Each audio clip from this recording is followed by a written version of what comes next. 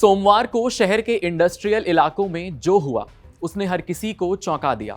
और आज नोएडा के औद्योगिक इलाकों में तनाव अभी भी पूरी तरह खत्म नहीं हुआ है। फेज 2 इलाके में कर्मचारियों का प्रदर्शन जारी है, जहां एक कंपनी के बाहर मजदूर अपनी मांगों को लेकर डटे हुए हैं। उनकी मुख्य मांग है वेतन में बढ़ोतरी और बेहतर सुविधाएं।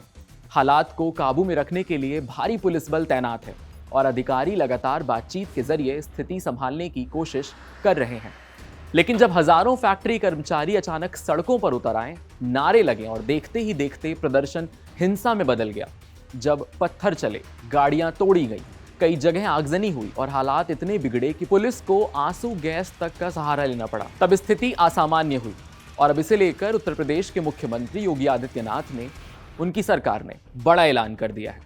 नोएडा गाजियाबाद के मजदूरों के लिए ये एक अहम फैसला लिया गया है, जिससे लंबे समय से चल रही नाराजगी को शांत करने की कोशिश की गई है। हालिया बवाल के बाद योगी आदित्यनाथ ने कर्मचारियों की सैलरी बढ़ाने का ये कदम कामगारों के लिए लिया है, जिसके बाद राहत की उम्मीद सामने आई है। लेकिन सवाल ये है कि आखिर ये गुस्सा इतना भड़क कैसे गया। इसकी जड़ें 9 अप्रैल से शुरू हुई हैं। उस आंदोलन में है जहां करीब 42,000 कर्मचारी वेतन बढ़ाने की मांग को लेकर लामबंद हुए थे। हरियाणा में बढ़े न्यूनतम वेतन के नोएडा के मजदूरों के भीतर भी उम्मीद जाग गई, लेकिन वही उम्मीद धीरे धीरे असंतोष और फिर आक्रोश में बदल गई। सबसे चौंकाने वाली बात ये रही कि इस पूरे आंदोलन का कोई चेहरा नहीं था, न कोई नेता, न कोई संगठन। फिर भी हजारों की भीड़ एक साथ सड़कों पर कैसे उतर आई। दरअसल ये मामला वेतन, असमानता और श्रमिक सुविधाओं को लेकर के 3 औद्योगिक यूनिट से शुरू हुआ। फिर वहां से शुरू हुआ विरोध एक व्यापक और हिंसक आंदोलन का रूप ले लिया। दरअसल ये पूरे मामले की शुरुआत हरियाणा में न्यूनतम वेतन वृद्धि के निर्णय से हुई है। गौरव इंटरनेशनल कंपनी, रिच इंडस्ट्रीज और मिंडा की इकाइयां गुरुग्राम के साथ नोएडा, ग्रेटर नोएडा में भी हैं। इन्हीं 3 कंपनियों से इस आग की चिंगारी लगी और यहीं के कामगारों ने आवाज उठाई। फिर जैसे गुरुग्राम के कर्मचारियों ने न्यूनतम वेतन बढ़ाए जाने की सूचना यहाँ की इकाइयों में काम करने वाले लोगों को दी, फिर यहाँ के लोगों को, खासकर कामगारों की मांगों का मुद्दा भी तूल पकड़ लिया। जैसा कि गुरुग्राम के मजदूरों ने बताया कि फिलहाल उनका न्यूनतम वेतन 19,600 रुपये कर दिया गया है। और फिर जब वहाँ हो गया तो नोएडा के कामगारों के लिए भी वो एक उम्मीद की किरण बन गई। जहाँ नोएडा की कई इकाइयों में कामगारों को लगभग 12 से 15,000 रुपये ही मिल रहे थे, वहीं हरियाणा की तुलना में कम वेतन मिलने से उन्हीं तीनों इकाइयों के कामगारों के बीच असंतोष और आवाज़ उठाने की हवा मिल गई, जिसके बाद का आंदोलन इस पूरे भूमिका में तस्वीर को बदल देता है। नोएडा में लगी इस हिंसा के आग में कर्मचारियों ने कई गाड़ियों के शीशे तोड़ दिए और करीब 50 से ज़्यादा फूंक दी गई। पुलिस की गाड़ियां भी पलट दी गई। हालात बिगड़े तो कई थानों की फोर्स मौके पर पहुंची। कर्मचारियों ने उन पर पथराव कर दिया। फिर पुलिस ने आंसू गैस के गोले छोड़े। कर्मचारियों का कहना था कि जब तक मांगे नहीं मानी जाती वो रुकेंगे नहीं। पुलिस ने करीब 200 कर्मचारियों को हिरासत में लिया है। 60 लोगों के खिलाफ केस दर्ज हुआ है। खास बात यह है कि इस प्रदर्शन का कोई चेहरा या लीडर नहीं था। जो लोग इस आंदोलन का हिस्सा थे वो 18 से 30 साल के युवा थे और वही हिंसक प्रदर्शन कर रहे थे। आइए अब आपको बताते हैं कि आखिर कर्मचारियों की मांगें क्या हैं। पुलिस के मुताबिक नोएडा का फेज 2 इलाका इंडस्ट्रियल एरिया है, जहां Motherson, Richa global, rainbow, Paramount, S&D और अनुभव कंपनियों के 1000 से ज्यादा कर्मचारी सैलरी बढ़ाने को लेकर पिछले 3 दिन से प्रदर्शन कर रहे थे। करीब 500 कर्मचारी मदरसन कंपनी के बाहर जुटे थे। सबसे पहले यही हिंसा शुरू हुई है। फिलहाल राहत की बात यह है कि नोएडा में अलग अलग जगहों पर बड़े पैमाने पर हुए फैक्ट्री मजदूरों का प्रदर्शन अभी फिलहाल पूरी तरह थम चुका है। दोबारा ऐसे किसी विरोध प्रदर्शन का फिलहाल कोई अलर्ट नहीं है, लेकिन फिर भी पुलिस प्रशासन इसके लिए मुस्तैद है। नोएडा ट्रैफिक पुलिस ने आज 14 अप्रैल 2026 को सेक्टर 95 स्थित दलित प्रेरणा स्थल पर बाबा साहब डॉक्टर भीमराव अंबेडकर जयंती कार्यक्रम के मद्देनजर एक लंबा चौड़ा ट्रैफिक एडवाइजरी जारी किया है।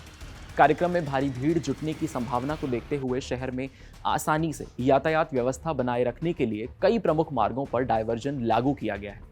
दिल्ली से नोएडा आने वालों के लिए अभी के लिए जरूरी सलाह यही है कि DND फ्लाईवे और कालिंदी कुंज रूट पर ज्यादा भीड़ रहने की संभावना है, इसीलिए पीक टाइम यानी सुबह दोपहर में यात्रा को टालें।